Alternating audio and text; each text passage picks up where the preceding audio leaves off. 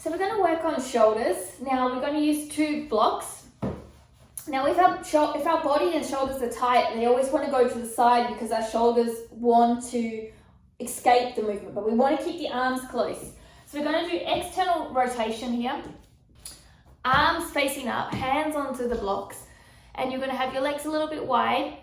Your hips are over your knees, and you're going to just move side to side. Inhale, exhale, inhale, exhale, and just allow yourself to sink into the movement, okay?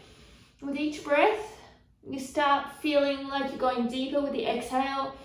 Inhale, maybe push into a spot which feels like it's tight. Exhale, release into it a little bit. Inhale and exhale. So your arms are straight here.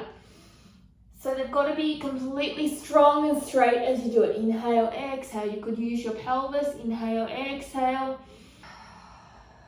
So you're really breathing into this movement, and you can see that slowly what's happening is I'm getting deeper into it, okay? And I'm moving and feeling and moving and feeling. So when you're stretching the shoulder, you want to remember that the shoulder is not going out of the joint. It's not reaching forward, it's pulling back and in to support it, okay?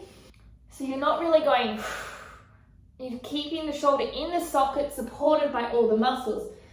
So you're stretching from that supported position as opposed to that position which is unsupported and could cause an injury. So when you go down, you're not pushing forward like this, you're pulling back in and down and then coming through into the movement. So even though you're extending through the shoulders, you're still keeping the bone into the joint so it doesn't risk that side of injury. It's really important that your muscles is contracted, and that's how your shoulder will avoid impingement as well. It's okay to push up, but as you push up, you still need to lock them into the joint. If you push up too much, then you have no control and you lose that ability to. And that's when a lot of impingement starts to come. That means the shoulder, the scapular area doesn't come into the position appropriately. So therefore you have too much reliance onto the shoulder. So now we're going to use 1 block here, okay? And with that block, you're going to come down here, okay? Keep the legs down, chest to the ground.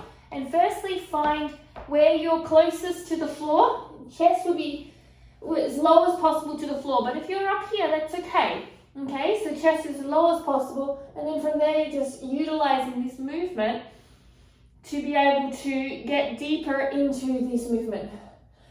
Remember the same exercise we just did, where there was an exercise I just did anyway, I should say. And what happened, what I had was an external rotation from a flexion point of view. So I was keeping my elbows in.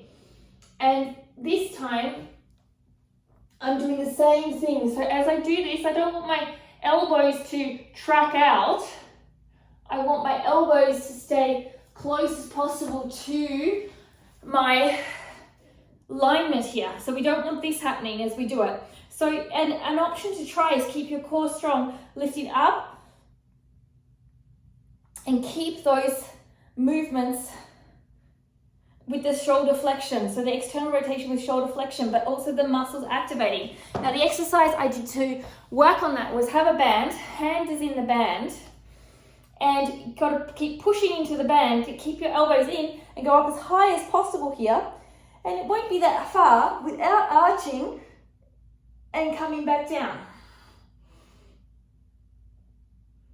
Okay, so this is not an easy position, okay? It's a very advanced with the block. So if you're finding it difficult, come back to this position and start there. So this is fantastic movement to help with your shoulder flexion, external rotation, understanding what muscles need to contract to make sure your shoulder is lengthening into positions, but also supported so you avoid injury. So I hope you enjoy. Don't forget to subscribe or thumbs up and let me know how your practice is going. Namaste.